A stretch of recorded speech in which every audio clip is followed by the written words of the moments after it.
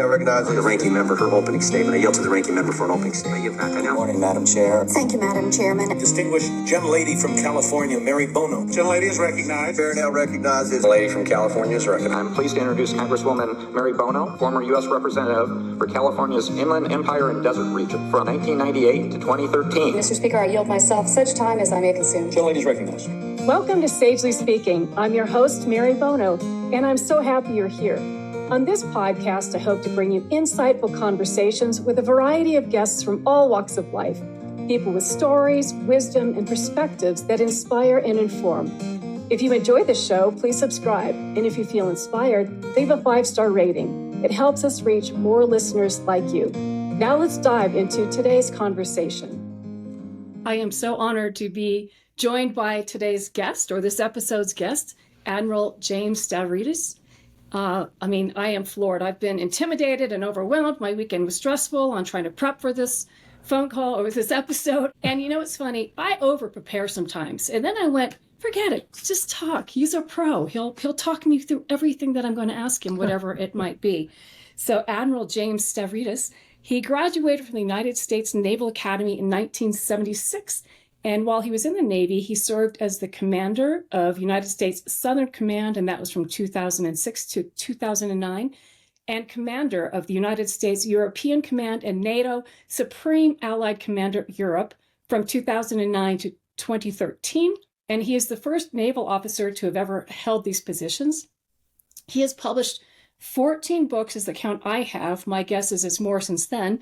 But he's written books on leadership, the oceans, maritime affairs, Latin America, as well as hundreds of articles in leading journals. His books have sold over 500,000 copies worldwide, and I have a feeling that number's old as well. But I reached out to him and we connected on this book that Admiral Stavridis wrote called Restless Wave. And I explained to him I'm the daughter of a World War II veteran. He was a waist gunner in a B-17 crew in the mighty 8th Air Force, 95th Bomb Group. Extreme pride that I had in my father. So I have a particular interest in World War II history. And what I love about your book is something that I really like, and that's not just sort of military history, but the human side, the human toll. So Restless Wave, Admiral, welcome to Sagely Speaking, and let's start talking about Restless Wave.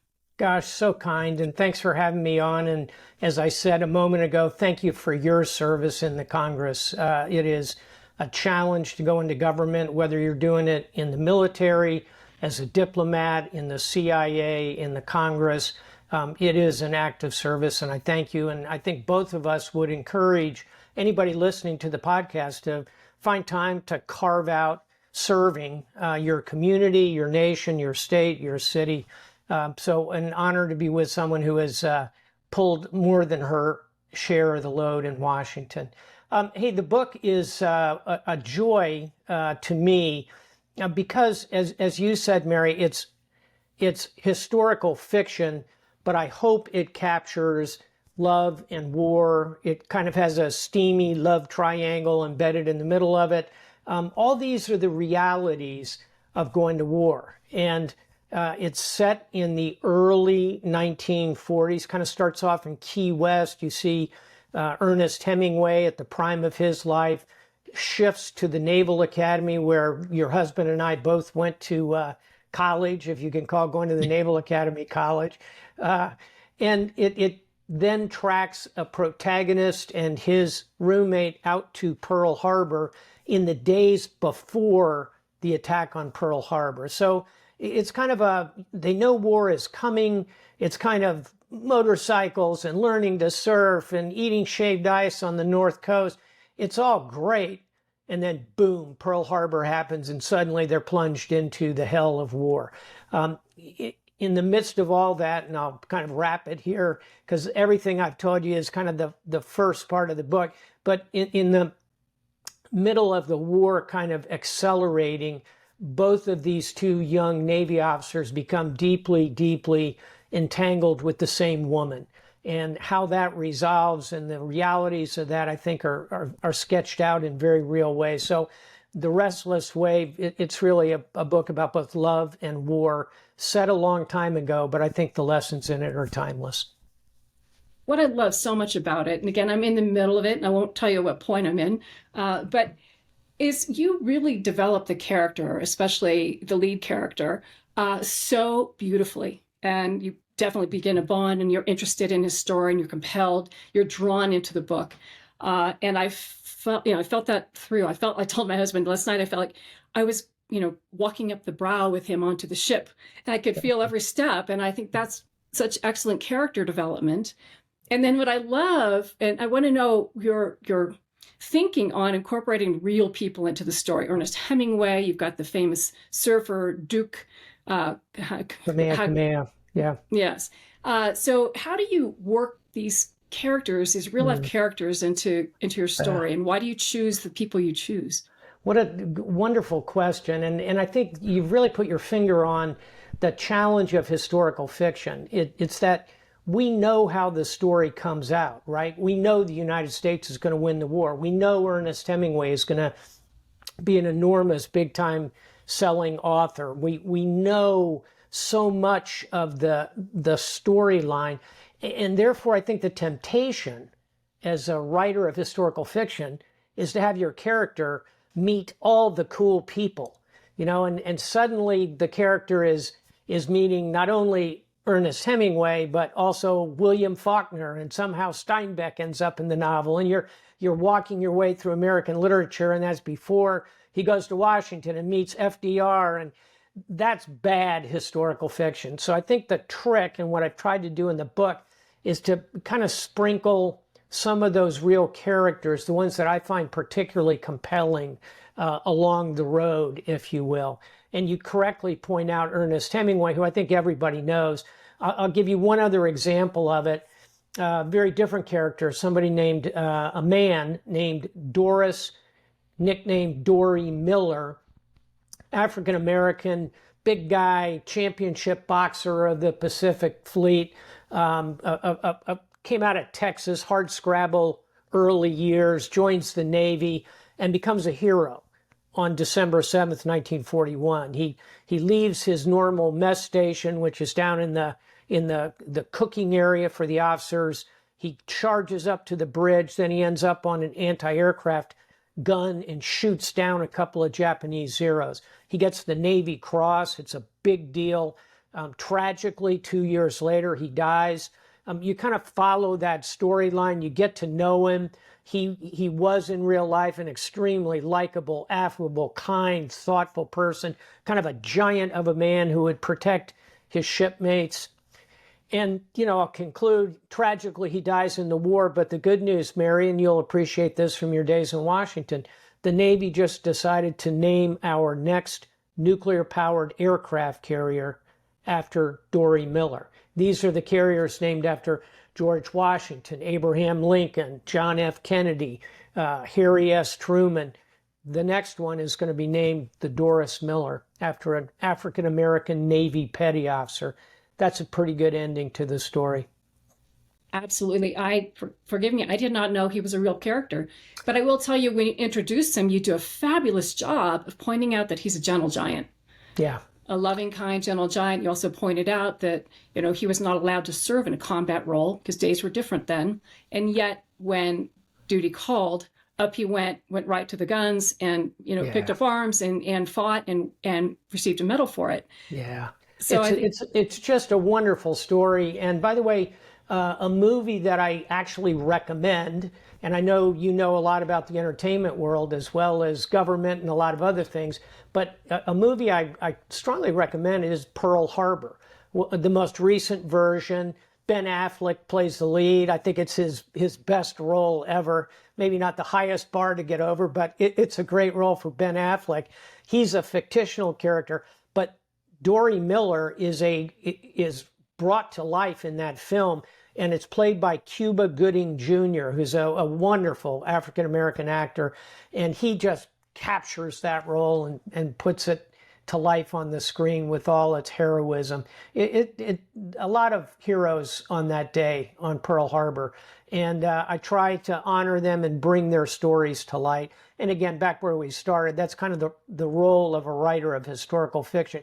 You want that character development of your fictional characters, but you really want to get the history right.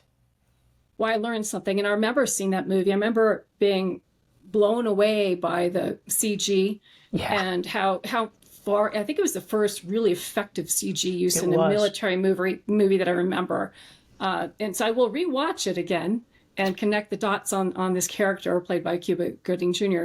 But for extreme extra credit, and I know your admiral would agree with this, the next big event in World War II is the Battle of Midway. And that is an even more recent and exceptionally well done film. Same points, the CG, all of that, but it has the kind of unlikely casting, but I think it works beautifully. The Admiral Nimitz, who's the centerpiece of the war, this sort of tall, stately, right out of central casting admiral, is played by Woody Harrelson, who just steals the movie. I mean, it's so good. And so if you put those two together, it's Pearl Harbor, one of the most tragic days of loss for the American military. And then we often say the miracle at Midway. 6 months later, the U.S. forces, the Navy, come back and effectively destroy Japan's ability to really launch further attacks at the United States. So those two films side by side really are a nice combo to reading The Restless Wave. Thank you. And I remember that. The Woody Harrelson, I thought, what a stretch. You know, you think of him some surfer doing drugs on the beach with all these beautiful women surrounding him, that kind of a thing. And he was amazing in that film. Yes. And my producer and my intern are both filmmakers. And I'm sure we'll talk about this afterwards on what did you think about casting Woody Harrelson as Admiral Nimitz? I mean, for God's sakes, you were thinking, this should be like a Clark Gable kind of figure. Exactly. Jimmy Stewart kind of character. It's so well done. And, we can't leave the topic, by the way, without just pointing out Woody Harrelson's work in The Hunger Games, which is, I think, an extraordinary sequence in that set of films as well. Not naval, but really about heroism and mentoring and a lot of the other topics we talk about. He's a very complete actor. He is very versatile, and it was pleasant to see this. He is he's shown in that film. But I wanted to, how many fiction books have you written, and how many more leadership books, and what's next with your writing career? Yeah, so I've written 14 books, as you correctly pointed out in that very nice introduction. Thank you. 3 of them are works of fiction. The first 2 novels are called 2034, like the year 2034, and then the sequel 2054, which advances that storyline to the year 2054. The next book out is the final book in that trilogy. That's called 2084, and it deals with the long-term effects of globalization and environmental degradation. So those 3 novels are kind of a package that look ahead into the 21st century. At the same time, I've always felt you learn so much by looking back at history. And so the book we're talking about today, The Restless Wave, is the first of 5 books that are going to follow this character through World War II, into the Korean War, into the Cold War, Cuban Missile Crisis, and toward the end of his career, he'll be involved in Vietnam and the Riverine Wars there. So it's really a very broad-based look at great power war in the beginning, kind of regional conflict in the Korean War in the middle, the great standoff of the Cold War and where we almost broke the world, the Cuban Missile Crisis, and then finally the small wars of the 20th century, that being Vietnam as a centerpiece. So I like to look forward in some of my fiction and back in some of my fiction, and I continue to do that. And right now I'm in the looking back mode. So first of all, I highly recommend Restless Wave. I can't say enough about it. It's great reading. You pick it up and you can't put it down. But what is your day job? Is it writing or? No, not at all. I am a partner, and my title is Vice Chairman Global Affairs for a large international financial firm called the Carlyle Group, or just Carlyle. We have about $500 billion assets under management. We're a global firm. So my job there, Mary, is geopolitical advice. How do the events in China and Ukraine and the Middle East, how is that going to affect our investment thesis as we manage all these investments for clients? And then that's my main job, my day job. My offices are in New York and Washington. I do have kind of a fun side hustle, which is not writing. I'm chairman of the board of the Rockefeller Foundation, which is a very large corporate foundation like Gates Foundation, Bezos Foundation, MacArthur Foundation.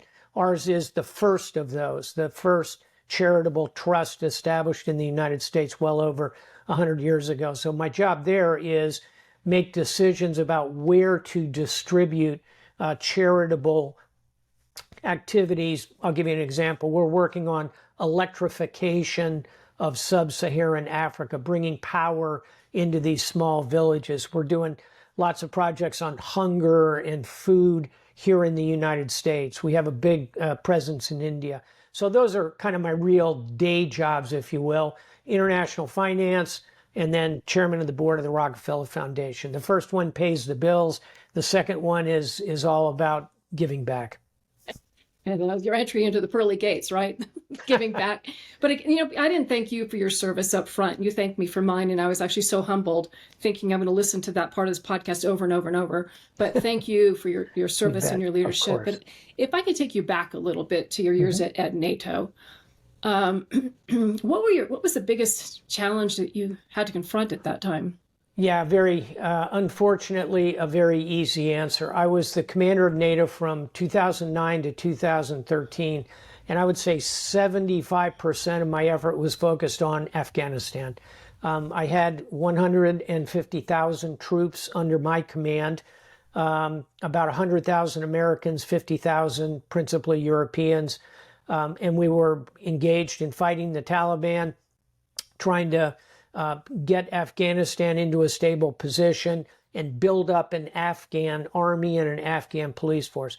When I left in 2013, about a decade ago, a little over a decade now, I think things were actually in pretty stable flight. We were reducing our footprint. Over the years I was there, we brought down the number of American and European troops by 80%. Things were looking fairly good for the Afghan army and the Afghan police forces to really take over those missions. Over the next 10 years, as we all know, conditions deteriorated.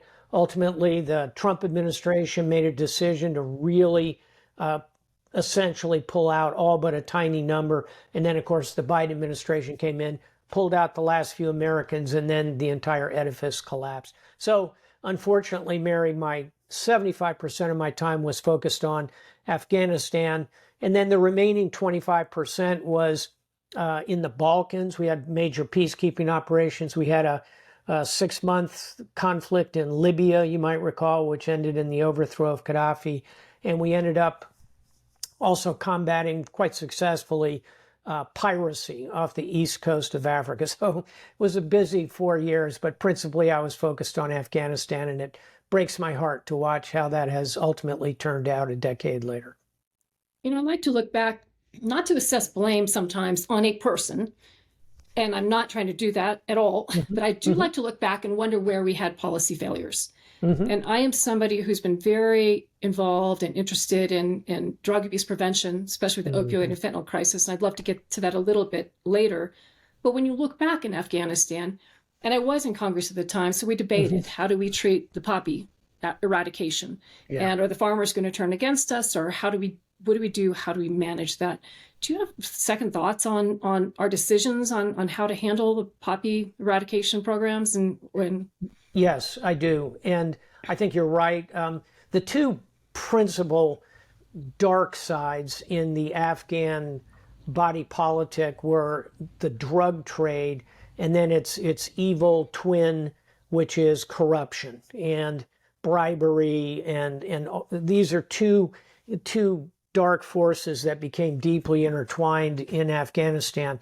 I think our policy failures as a general proposition are threefold. Number one, we underestimated the Taliban. That has nothing to do specifically with drugs.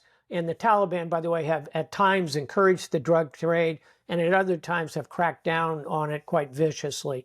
But we underestimated the Taliban. I think number two, we overestimated the efficiency, the strength of these Afghan security forces that we painstakingly built up over 15 years.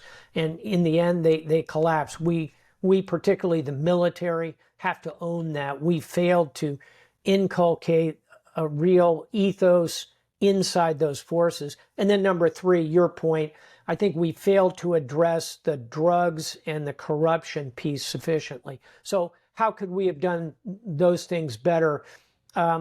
Since you ask about drugs, I think that extreme eradication policies, which leave farmers bereft with nothing that they can effectively do in their fields as a standalone policy, and when you couple with it extremely aggressive policies going after drug labs and treating them as combatants, ultimately it's going to turn the population against you. A far better approach would have been really aggressively pursuing crop substitution, finding trade and infrastructure building programs so farmers could get legitimate crops out to markets, and using the anti-corruption piece of it to go after the drug kingpins who are fueling all of this. So our failure in, I think, all three of those areas, kind of underestimating Taliban, bad intelligence, overestimating the security forces and our sense that, hey, we gave them good uniforms, we gave them good rifles, we given them all this great training, they're going to stand and fight. They didn't. And then number three, our failures on corruption and narcotics, I think were, as I look back, we could have put more into that. For people, we were talking about movies earlier. The movie Charlie Wilson's War is a fascinating film that unpackages some of the failures. At the end of the film, Charlie Wilson, who's was a Naval Academy graduate, by the way, Charlie Wilson is back on Congress, back on the Hill. You know this, Mary, desperately seeking money for developments, for schools, for clinics, for alternative crop programs. Can't get a nickel. Why? Because the carnival has moved on. There's a lot to unpackage there, as you say, to understand the causes of that failure. Admiral, I think for me too, I remember distinctly being told that there would be a cultural shift amongst the people, certainly the women, that they would be happy to be liberated. Yeah. And we believed in that. I, as a female member of Congress, really believed this was going to be critically important, that they would rip off their burqas and join us. And that was a huge miscalculation and misperception on my part. Yes. Had I known, what I know now, I think I would stand up and really question something like this very hard. And so I think I was perplexed that we missed the whole cultural shift and the whole cultural dynamic and the importance of... Yeah, and I'll tell you from a military side of things, it wasn't for lack of trying. We actually stood up what we called the Afghan Corps. These were officers, both male and female, who we taught them Pashto and Dari and sent them to schools and really tried to embed them in the culture. But it just didn't work. And frankly, I think the twin set of events is actually back in Vietnam, something I'm old enough to remember, where we, again, underestimated the Viet Cong. We underestimated the North. We underestimated their grip on the population. And your point is spot on. We see everything through our Western eyes, and we often miss the realities on the ground in two places very distinctly different, Southeast Asia and the mountains of Afghanistan. But, to suddenly parachute in with a set of Western values and say, hey, here's how it's going to be, it collapsed. When I think about the opioid trade, and again, what frustrated me with policy is there are quotas that are set by the DEA on how much raw product we can bring in, and that's to make legitimate opioids for pain control. So we never paid attention to the quotas, and the quotas were actually, oh, we'll just import however much they can produce. Yeah. That was the quota, was whatever they can make. So again, these policy failures on top of each other. And again, Admiral, you talk about, that we parachute in with Western, Western ideas. At some point in time, just human nature takes over. I call us the human animal so often that we forget that sometimes we cannot be trained highly enough because there are things that we just are. But you wrote another book called Convergence, I believe, that talks a lot about this era and your observations. Yeah. Can you tell us a little bit about Convergence? Sure. Convergence, the idea of it is that there are kind of like two streams of danger here. And one is the narcotics and corruption that we're talking about. That's stream one. And stream two is terrorism. Those who have a political desire to destroy and undermine and commit atrocities. And those two streams are dangerously close to converging. In other words, at some point, these drug cartels, let's shift the frame to Latin America and the Caribbean. These drug cartels from my days at U.S. Southern Command, I assure you, they want to move product. They're going to make it happen. They're smart at business. They're smart at logistics. They're clever. They're innovative. At some point, what I worry about is the corruption piece, which could lead a terrorist organization effectively to be hired to move for example, a weapon of mass destruction into the United States. That's the convergence. That's what you want to avoid, is the narcotics and corruption that converges somehow with terrorist activities. And so far, that hasn't happened in a significant way. In other words, the Islamic State kind of dabbled around. They're a terrorist organization, but they dabbled around with drug dealing and a little bit of antiquity sales. The drug cartels in both Mexico and Colombia are the most dangerous ones. They are business organizations. They're not ideologically oriented the way the Islamic State is. But boy, think about what if the convergence of the Islamic State and drug cartels, if they come together, those two streams, it's like in Ghostbusters. You don't want the streams to cross. And so far they have not. You mentioned the DEA. There's a lot to criticize. There's a lot to admire about the DEA, but they are keenly aware of the danger of convergence. And that's what I talk about in that particular publication. We'll continue with our interview in a moment, but first I'd like to thank my sponsors. Lucy Pet Foods is the leader in gut health. Their formulas for life feature prebiotic, balanced fiber that nourishes your dog and cat's total health. Every purchase helps support the Lucy Pet Foundation, a 501c3 charity helping animals. Save 15% off your first order and use the promo code SAGELYSPEAKING, all one word, and you will get free shipping at lucypetfoods.com. If you're committed to tackling the opioid and addiction crises, then you need to be at the 2025 RX Summit. Use code SAGELY, that's SAGELY, for an extra $100 off.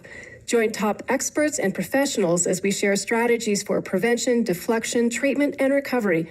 Don't miss this chance to be part of the change. Head over to rx-summit.com to register now. That's rx-summit.com for an additional $100 off. Mothers for Awareness and Prevention of Drug Abuse, driving solutions to prevent drug abuse and overdose deaths by focusing on prevention through education and awareness. And now, back to our interview. Just like to mention that you and I have mutual friends. I won't give their last names, but Mike and Heidi. And so they do send their regards and knew that we'd have a great conversation. So Mike and Heidi. Yeah, still my beating heart. They are two real heroes of the Republic, and I think we can say they're DEA people, since that's pretty obvious. But these are two remarkable DEA agents. I'm very proud to be friends with both of them. That's a nice connection to know. Yeah, I'm very proud too. And but the friends of, what is it? How's the old saying? Friend of my enemy is my enemy. Yeah. So why would it be far-fetched to think that maybe it wouldn't be Islamic terrorists? It would be China. And coming in, and excellent point. Excellent point. Because excellent point. Yeah, I can almost say that's a third stream of danger Could be China, could be Russia, could be North Korea, could be Venezuela, could be Cuba, could have been Syria. That chess piece is off the board, thank God. But yes, absolutely. So think terrorism, drug cartels, and rogue regimes would be the third leg. Excellent point. Well, there is an effort by many advocates in the drug space to have fentanyl declared a weapon of mass destruction. Do you have thoughts on that? Good, bad, or undecided? I think well, first of all, let's sketch the scale here. Every year, tens of thousands of Americans, you probably know the exact number, are killed through fentanyl poisoning effectively. So it's mass, it's destruction, it's coming across our borders. There's a lot of intel that would indicate there is rogue nation involvement in it. So I think it is certainly possible to portray that as a weapon of mass destruction being used against the United States. I think you would again know the precise number, but I think in 1 year more Americans die of fentanyl poisoning than have died at the hands of terrorists in 20 years since 9/11. So I think it is a conversation well worth having. It is coming from famously China, and here I think there's a dual rogue state action alongside business activity. It's quite profitable. And it's also coming up from Latin America. And in particular, the Mexican drug cartels had been on a fentanyl tear for the last couple of years. So yeah, there is a significant level of real danger to American citizens here in our own country. Now, I think we need to be careful about saying, and therefore, we're in a state of war with China, or therefore, we're going to invade Mexico. I think those would be overreaches in terms of the level of the threat. So what should we be doing? I think there are three things we should do. One is what we're discussing now, and it's go to any state that is participating or permitting the flow of fentanyl toward the United States and demarche them and tell them there will be consequences and start imposing real economic consequences and ultimately, if we need to, God forbid, military consequences. So go after the state actors involved. Number two, increase the budget for the interdiction forces that are involved in this. It's not just DEA, but CBP, the FBI, the whole intelligence community. Get this under the spotlight of the national intelligence world and the interdiction forces. And number three, we got work to do here in the United States. These are victims who are turning to illicit substances for a variety of reasons that range from mental health to poverty to unemployment. They're looking for relief of some kind. We owe them, I think, better care. So you got to go after the production side. You got to go after the transit zone. You got to go after the market here. You can't solve it by going at any one of those pieces. Treasury has been engaged last Yes. year, and which was great to see. But just to go back on the WMD question, fentanyl has been weaponized before. I believe the Russians used it against the Chechens in a theater Correct. a long time ago. So it's not that far-fetched. But, I think what's scary is that they're targeting our military-aged youth. They're targeting our kids. And it's not only mental health or pain relief, but a lot of these kids are deliberately being targeted by the dealers. These are no longer your street-level dealers. These are people who are finding a kid via Snapchat, deliberately, reaching out to a kid using emojis and all the things that they do. And I don't want to just single out Snapchat because these bad guys are going to find a conduit to our kids. Mm-hmm. Sure. So we try to talk a lot, that maybe you can't, as a parent, protect yourself from a WMD. At least that's not our intention on this podcast to scare people, but you can for making sure your kids stay away from illicit drugs and illicit pills. I think that's powerfully correct. And I would add to it, any of these apps, and of course, TikTok is very much in the news right now, but they all have one thing in common. They come to our kids in one way, and it's right here. It's right here. And by the way, Mary, you know this, I'm sure, the average age when we hand a child this supercomputer is about 11 years old. And I think that we have work to do as parents, as grandparents in my case, as Congress folk. For example, Australia is now aggressively banning the use of certain applications, certain devices from children. I think that's I'm going to add that as kind of a fourth thing for what we ought to be doing about fentanyl. And it's not just fentanyl, but it's that information piece of this where we need to get better control. And, you think about that supercomputer, that iPhone in your pocket, it's wonderful. It can access all the world's knowledge. It can play every symphony ever recorded. It can show any film ever made. It can instantly connect point to point anywhere in the world. It's amazing. On the other hand, as we're talking about, it'll connect you to a river of pornography and filth and advocacy for using illicit drugs and dangerous behaviors. We have a lot of work to do on that side as well. So thanks for raising that. Financial scams, I mean, you name it. My husband likes to talk about the computing capacity of an iPhone or Android, let's not be picky here, far exceeds the computing capacity that they had on the space shuttle.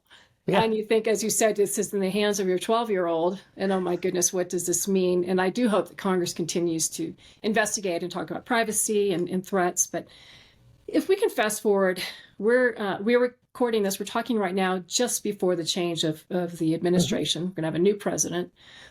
And regardless of that, and who would forget about the outcome of the election, it seems to me, and I hate to use this expression, and I tell you the truth, I don't even know the origin of this expression, but is the world going to hell in a handbasket? If you can tell me where that came from. I think all listeners should immediately Google hell in a handbasket. I would love to know where that expression comes from. I'm going to do it the minute we get off here. I don't know either. It is a great expression. And yes, it feels like the world is going to hell in a handbasket. Let me, however, give you 2 or 3 places where I think there can be some immediate improvement. And the new incoming team is actually in a pretty good place in terms of timing. One is in the Middle East, simply because Israel has now absolutely broken Hamas down in Gaza. They've seriously bent, if not broken, Hezbollah to the north. They have participated in the overthrow, if you will, of, or let's just say Assad has left Syria. Those are 3 big threats to Israel that have now been taken off the chessboard. Iran deeply weakened by all these events. So you've got a kind of an opportunity in the Middle East, I think, for a ceasefire, potentially for a peacekeeping force, and then thirdly for Israel to be recognized by the Kingdom of Saudi Arabia, bringing the Arab world and the Israeli world truly close together in a way that kind of blocks Iran on the chessboard. So look for quieter and maybe some progress in the Middle East. I know it's hard to believe it, but compared to the last year, I think it's going to maybe get a bit better. And everything I just said, I'd say I have a 70% confidence in. 30% wheels come off, bigger war with Iran, a lot of variables, but let's call it 70%. We're going to see some incremental upside. I think the administration's well positioned to take advantage. Second is Ukraine. Here, both sides, both Ukraine and Russia, are burning through troops, burning through capital, burning through international support. I think it, again, 70% confidence. Trump administration will be able to get them to some kind of a negotiation. What does that deal look like? Too soon to tell. But I think in the course of this year, you could see a ceasefire there, a negotiation, because both sides are significantly beaten down at this point. And then, Mary, third and finally, I think in China, Team Trump has a chance because the Chinese economy is very weak right now, and they're not in a position to take very aggressive stances, particularly if the Trump team follows through on some of the ideas they've floated about major tariffs. That's I think it's a negotiating tactic, but it's a good one. And I think it could induce China to level the playing field on trade, reduce the trade payment imbalance. Again, 70% chance, 30% chance it could really get dicey in the Pacific as well. But, I'll put it another way. Compared to where we were a year ago, when the Middle East was literally on fire, when you could see no possibility of a negotiation in Ukraine, China was really pushing hard and aggressively in the South China Sea. I think the Trump team has an opportunity here to kind of calm the water somewhat and make some progress in those three areas. Does claiming the desire to reclaim the Panama Canal calm fears or stoke them? I think that is not a good idea. And I'll tell you something, I've been through the Panama Canal too many times to count, and I've done it both as an American naval officer when it was run by the United States, and I've done it while it's being run by the Panamanians. You cannot tell the difference. Panama has run the canal extremely professionally, and, the kind of loose talk of taking the canal back. Another one that's not landing well is Canada as the 51st state. That's not going over well in Canada. A lot of this is firing for effect, and a lot of it is theater. And I look at the appointments of Team Trump. I think Marco Rubio is a good choice for state. I think Indeed. Mike Waltz is a terrific choice for National Security Advisor. He's not well known. He's very steady hand, Army colonel, and just really a good choice. Susie Wiles, I know quite well, the Chief of Staff, good choice. Secretary, Treasury, designate Basant, I think is a very strong choice. There are some good folks coming in the zones that I focus on. So let's watch that space and see what happens. Some interesting choices for sure. Chris Wright for DOE. I've known Chris for a long time, and he certainly wouldn't have been an obvious choice, but I think he's a great choice. Doug Burgum. Yeah, or Doug Begrum, the governor from Dakota, I think looks to me to be a very solid choice. Look, every president's going to pick people to surround himself with. Some of the other choices I have less confidence in, but that's why there's a confirmation process, as you know well. And let's see what shakes out, and let's see who steps into office at the end of January.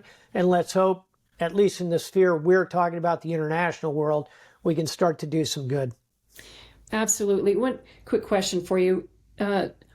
Iraq, we're going way back here, but what my thinking process here is whenever we draw a line in the sand, we better be damn well willing to enforce that. And I felt that we learned, and I took that vote, right, that when they're kicking out the weapons inspectors, right. And we had moving the goalpost seems to me to be one of the most dangerous things to do. And I think, Netanyahu, for, all of the criticism he's received and the threats and, being declared a war criminal, I mean, it seems to me his strength as the tip of the spear for us has been remarkable.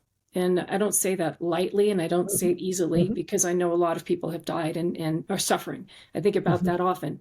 But with China, and I know you're thinking their economy is weak, so therefore they will not be building up materialistically, building up the military. Sure. Get your words out, Mary.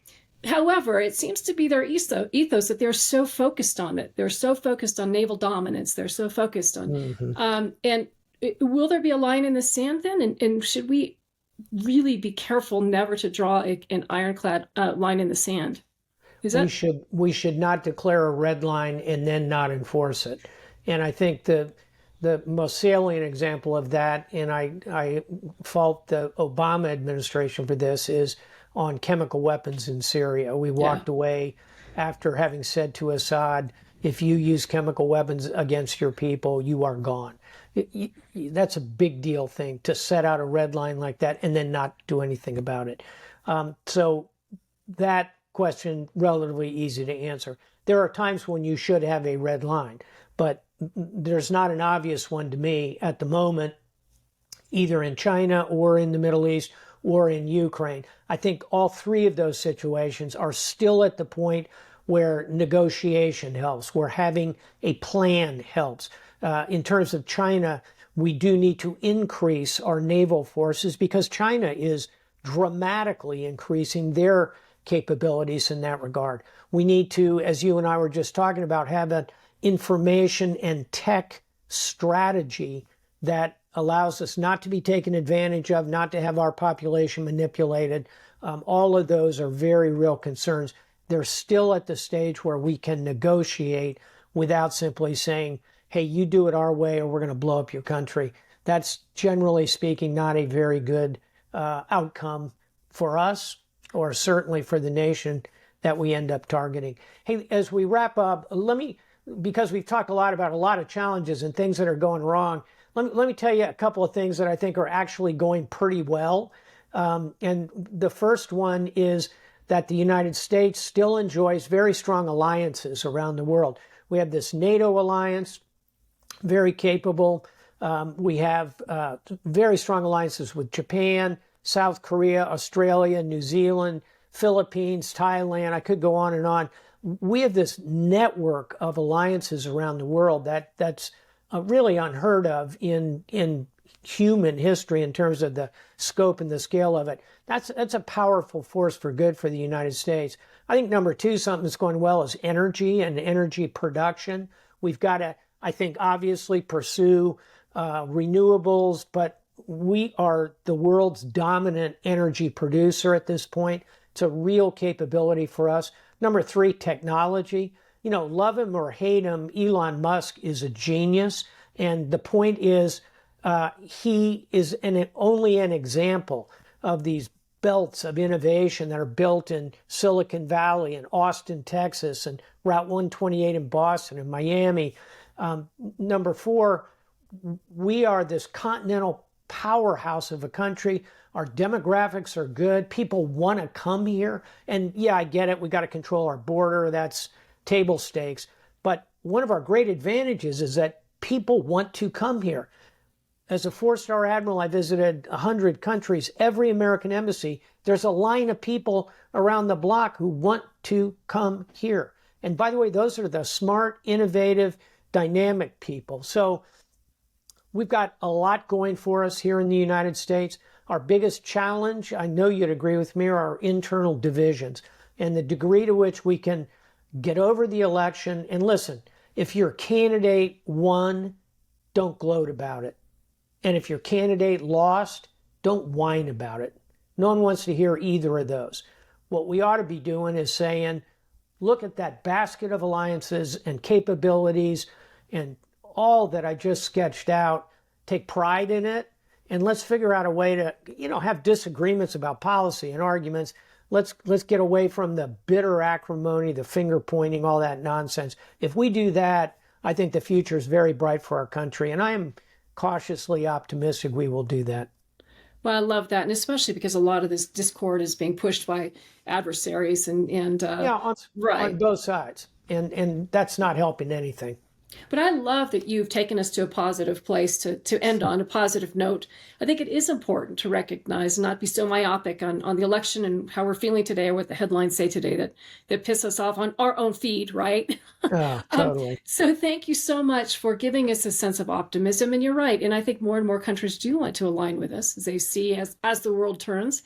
So I want to thank you so much for My pleasure. being here. What a thrill and a joy. And again, I will, Mike and Heidi will listen to this, and so they'll be thrilled that you showed such affection for them.